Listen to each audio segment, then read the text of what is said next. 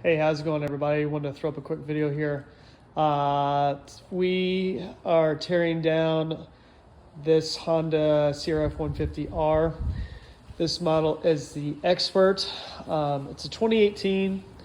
Bought it used over the summer, and while I was riding back in July, the motor locked up on me. I was riding down gravel road, rear tire literally just locked up. And tried to come out from under me. So ended up having to push it back, trailer it home, and it's really been sitting here in my garage ever since. So to date, we've really torn it down, almost down to the frame. You can see here, we've disconnected the swing arm and the rear shock, pulled the motor off. Obviously the subframe is completely out. You can see all the extra parts we have over here, including the air filter box and the subframe, gas tank, exhaust. You can see the chain over here. We have the engine up here on the workbench.